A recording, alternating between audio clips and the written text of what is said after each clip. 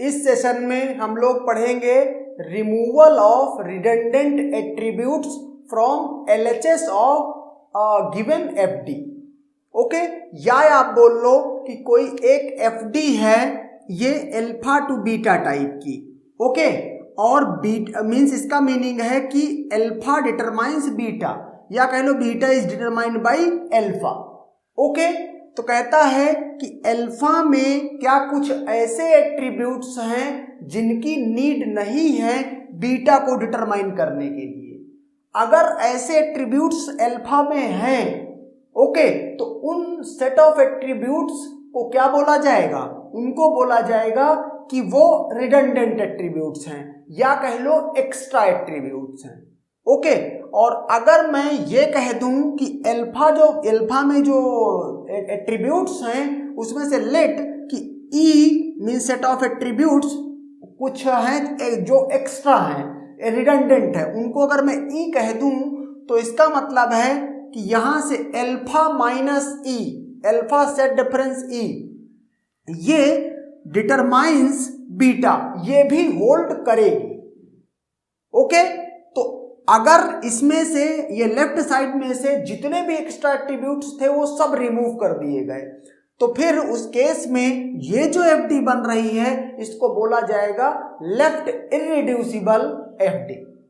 Okay, अब सवाल ये है कि अगर कोई FD alpha to beta given है तो उसमें से ये जो एक्स्ट्रा एट्रीब्यूट्स हैं, मतलब वो एक्स्ट्रा एट्रीब्यूट्स मतलब वो सेट जो है E set of means attributes, set of attributes which are not needed to determine beta. अब इनको डिटरमाइन कैसे किया जाए?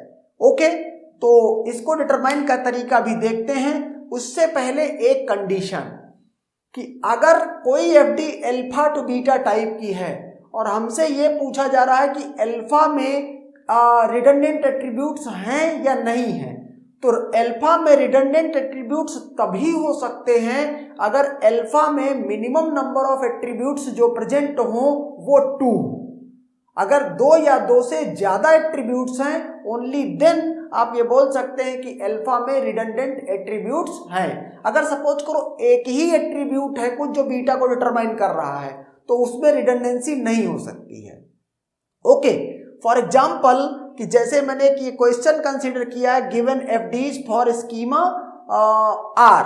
ओके, ये 3 एफडीज हैं, तो इसमें जो ये देखो यहां पर ए डिटरमाइंस बी या बी डिटरमाइंस सी, ये अल्फा साइड में एक ही एक एट्रीब्यूट है।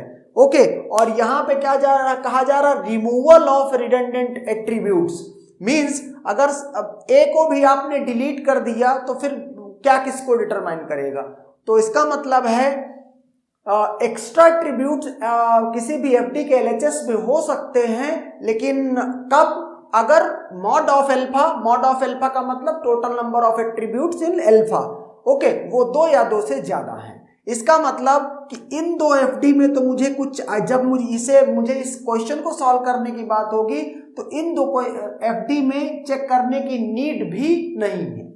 ओके, अब बात करते हैं इस एफडी की। ओके, कि इस एफडी में क्या रिडंडेंट एट्रीब्यूट्स हैं, तो हमने क्या किया है, how to remove redundant attribute, तो मैंने वही एफडी ही पिक की है और एक कॉन्सेप्ट है और बार बार यही रिपीट होना है।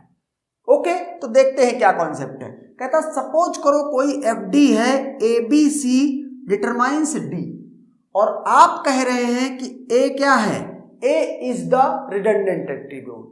लेट किया है इसको हमने कि अगर ये लेट की ये रिडंडेंट एट्रीब्यूट है, एक्स्ट्रा एट्रीब्यूट है, BC alone is sufficient to determine D। Okay, ये कहने की बात कोशिश की जा रही है। जब आप कह रहे हैं कि A रिडंडेंट है या एक्स्ट्रा है, इसका मतलब BC alone is sufficient to determine D। Okay, अब इस काम को हमें कराना है। ओके, अब ये टेस्ट करना है कि BC alone is enough to determine the attribute D। तो कहता है कॉन्सेप्ट क्या है, let A is redundant attribute, now find closure of BC plus, closure of BC। Okay, या कह लो कि BC प्लस आपको फाइंड करना है। BC प्लस क्या है, ये जो रिमेनिंग एट्रीब्यूट्स हैं, जिस एट्रीब्यूट को आपने कहा रिडंडेंट है, उसके अलावा जितने एट्रीब्यूट हैं LHS ऑफ एन FD, उन सारे एट्रीब्यूट्स का क्लोजर लेंगे यूजिंग रिमेनिंग FDs।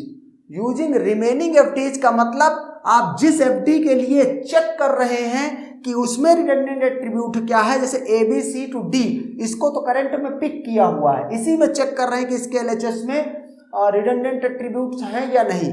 तो रिमेनिंग FD का मतलब इसको छोड़ करके जितनी FDs हैं, जैसे हमारे केस में ये 2 FD हैं, सिर्फ 2 पे बात करेंगे, ओके, 2 को कंसीडर करेंगे। If it contains A, okay, then A is redundant attribute. अगर BC प्लस के क्लोजर में A कंटेन होता है तो बोलेंगे कि ये A क्या है, रिडंडेंट एट्रीब्यूट है, ओके। और अगर A कंटेन नहीं होता है, अगर मींस A कंटेन होता है तो रिडंडेंट एट्रीब्यूट है, इमीडिएट आप क्या करेंगे, A को डिलीट कर देंगे, जो रिमेनिंग FD बनेगी, मतलब सॉरी, जो रिजल्टिंग FD बनेगी वो होगी BC to D या BC डिटरमाइंस D, ओके। और यहां से ABC डिटरमाइंस D हट जाएगा, बचेगा सिर्फ BC डिटरमाइंस D, ओके। लेकिन अगर ऐसा नहीं होता, BC के क्लोजर में A नहीं मिलता है, इसका मतलब यह है कि A रिडंडेंट एट्रीब्यूट नहीं है। अगर A को आप हटा देंगे तो D को डिटरमाइन नहीं किया जा सकता है, ओके। तो अब इसी अपने मींस अब अपनी प्रॉब्लम को सॉल्व करते हैं। तो हमने यहां से कहा कि लेट A इज सिर्फ एक ही जगह रिडंडेंट एट्रीब्यूट पॉसिबल था, ABC to D, वो हमने पिक कर लिया। अब BC का क्लोजर हमने यहां से निकाला, ओके, BC का क्लोजर निकाला, और BC के क्लोजर के लिए यहां से ये FD A to B और B to C, तो यहां से BC के क्लोजर में हमको क्या मिला, BC ओनली। यहां क्या है, A is not present, A is not present, so A is not a redundant attribute, okay, cannot deleted, cannot be deleted, okay, इसको आप डिलीट नहीं कर सकते हैं। तो अब बात करते हैं, इसका मतलब A तो अब इसमें A के लिए कोई वो बात नहीं है, तो अब हम क्या एज्यूम करेंगे कि लेट B क्या है, let B is means redundant attribute. तो यहां पर B को लेके आए, ओके, हम B की बात कर रहे हैं, तो यहां पे आप क्या कंप्यूट करेंगे, AC का रिमेनिंग एट्रीब्यूट्स, A और C बचा है तो A और C का क्लोजर लेंगे using remaining FDs।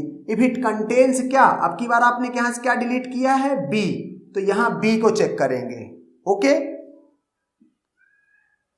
If B is redundant means then B is else, तो अभी चेक करते हैं, क्या निकालेंगे, AC का क्लोजर, ओके, AC का क्लोजर यूजिंग रिमेनिंग FDs। तो A से B है और B से C है, ओके, तो यहां क्या आ गया, ABC, ये तीनों मीन्स एट्रीब्यूट आ रहे हैं। क्या यहां पर बोला गया कि if it contains B then B is redundant attribute. AC का क्लोजर लिया और उसके क्लोजर में क्या आ गया, इसके क्लोजर में आ गया B, और आपने B को ही कहा था रिडंडेंट एट्रीब्यूट। मीन्स AC कहीं से B को डिटरमाइन कर सकते हैं, तो फिर B के यहां रहने की नीड क्या है, ओके।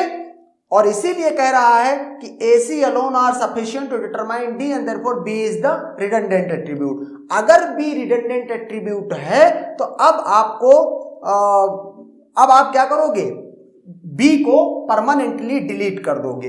तो यहां से अब ये जो FD बच रही है, ये जो बच रही है मीन्स B ये क्या है, रिडंडेंट है, रिडंडेंट एट्रीब्यूट। तो अब जो FD बच रही है वो क्या है, AC to D, okay.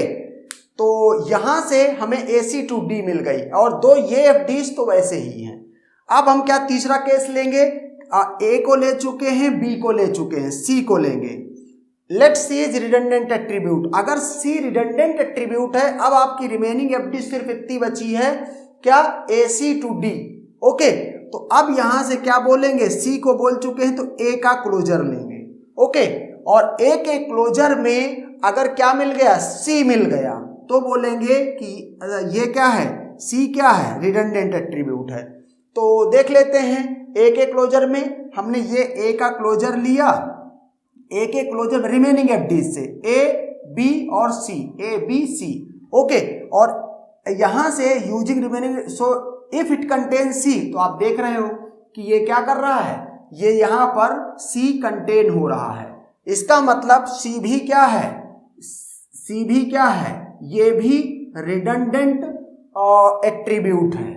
Okay, so delete it, इसको डिलीट कर देंगे तो यहां से रिमेनिंग एफडी क्या बचेगी, ए डिटरमाइंस डी ओनली। ओके, तो यहां से ये पूरी क्या बन गई, ये बन गई ए डिटरमाइंस डी। जो इसमें एट्रीब्यूट थे रिडंडेंट एट्रीब्यूट, वो बी और सी दोनों क्या थे, रिडंडेंट एट्रीब्यूट थे। Okay, and that's